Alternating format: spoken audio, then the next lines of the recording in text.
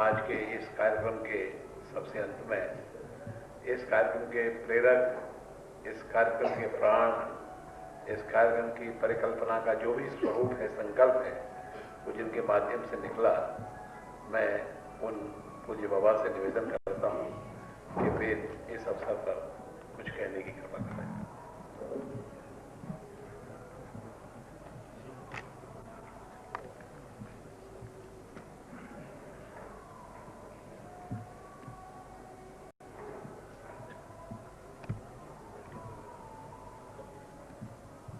ब्रज की इस रस वसुंधरा को, वृंदावन की इस चिन्मय निकुंज भूमि को, जहाँ पर अचिंत्य और चिंत्य माधुरी श्री कृष्ण और उनकी हलादिनी श्री राधा हम सबके हृदयों में नित्य नूतन लीला का संचार करते हैं। वस्तुतः पूर्वदा का संकल्प अर्थात जो आप्त काम है उसकी कामना, जो हमारे जीवन में सदैव चिरंतन मंगल कामना करती हुई उस कालजयी प्रवाह के साथ बह रही है, जिसमें किसी प्रकार का कोई कालक्षेप नहीं है और जो अखंड है। तो वही दीप शिखा जो हमें जीवन में चेतना का उत्स देती है और हमें प्रेम का प्रवाह जगाती है। ब्रज के रसिकों ने परमात्मा के ऐश्वर्य को समाप्त कर माधुरी की स्थापना कर परमात्मा में मानव चेतना अर्थात मानव में परमात्मा चेतना के रस के उत्स को प्रवाहित किया। इसलिए ब्रज संपूर्ण भारतीय वाङ्मय और संपूर्ण भारतीय चेतना के पीछे उस रस का भी प्राण है, उस चेतना का भी प्राण है। तो जो नित्य रास और नित्य निकुंज और नित्य वृंदावन की उपासना है, जिसके हो जाने में अर्थात जिसके निरंतर होने में और जो सतत संपूर्ण ब्रह्मांड के कण कण में वृंदावन के रस के विभु को बहा रहा है, तो वही रस जिसकी आकांक्षा और जिसकी अभीप्सा निरंतर मानव को रहती है, कभी वह हृदय में विकसित हो जाता है तो संपूर्ण कालचक्र का वहाँ विराम हो जाता है, और कभी वह अपनी करुणा से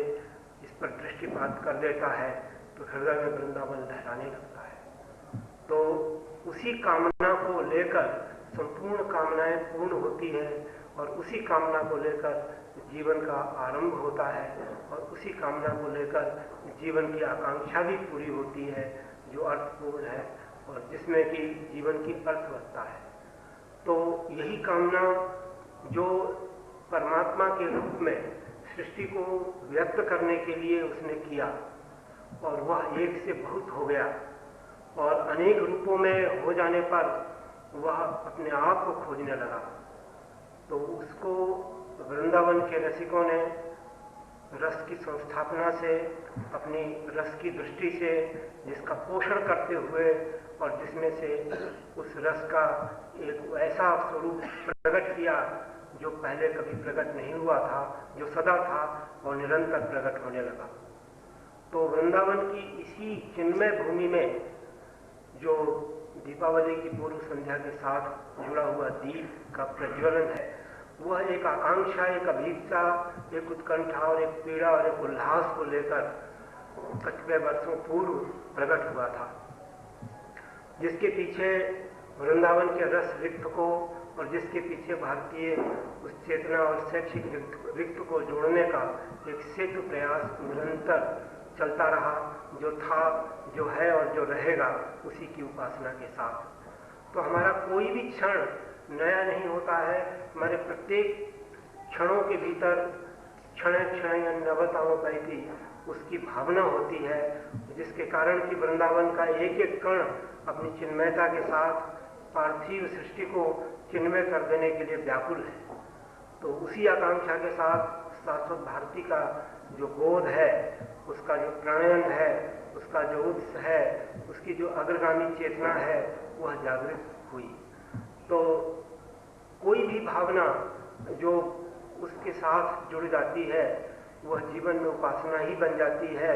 और उसी का स्वरूप भावना में बिंबित होता है। और जैसे ही वह बिंबित होता है तो हमारी कोई भी कामना जो उसको समर्पित होती है वह आत्मकाम हो जाती है और वह उस रूप में प्रकट हो जाता है। तो यही बात हम उन महापुरुषों के साथ देखते हैं जिन्होंने लोक मंगल की कामना की थी अतीत में, और वही लोक मंगल की कामना अनागत हो गई, और वही लोक मंगल की कामना वर्तमान और अनागत के बीच में सेतु संबंध बन गई। तो ऐसी ही एक कामना जो अखंड जीवन की कामना है, ऐसी ही एक कामना जो अतीत और अनागत को जोड़ने की कामना है, जिसके साथ जो नित्य वृंदावन की लीला से जोड़ने का प्रयास है, अथवा स्वरूप में स्वरूप की कामना है, अथवा स्वरूप की सिद्धि की कामना है, और जहाँ जाकर के एकमात्र चिन्मय वृंदावन में एक साहचर्य का अथवा जहाँ पर सखी भाव का उदय होता है। तो सबसे बड़ी जो कामना है वो नित्य वृंदावन से जुड़ने की है, जो स्वरूप का अनुसंधान है, जो सोया हुआ है, जो जागेगा और जिसके जागने के बाद नित्य वृंदावन ही रह जाएगा। तो उस सहज कामना को यदि लौकिक परिवेश में देखा जाए तो उस महापुरुष की, उस पुरोधा की और उस संत हृदय की करुणा का ही परिणाम है कि संसार की पीड़ाओं का उपशमन कर देने के लिए वो निरंतर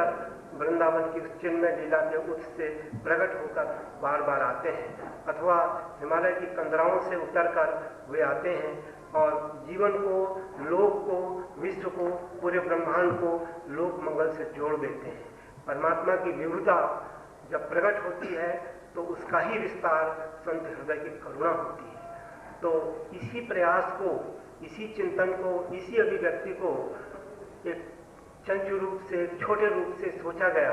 और वह भी एक सहज भावना का उद्रेक है कि जिससे वो जो काम चाहता है उससे वह करा लेता है। और व्यक्ति यदि निमित्त बनना चाहे और वस्तुतः समर्पित होकर के होना चाहे तो लोक मंगल उसमें खेलने लगता है। तो इन शब्दों के साथ अब कोई अभिव्यक्ति नहीं है,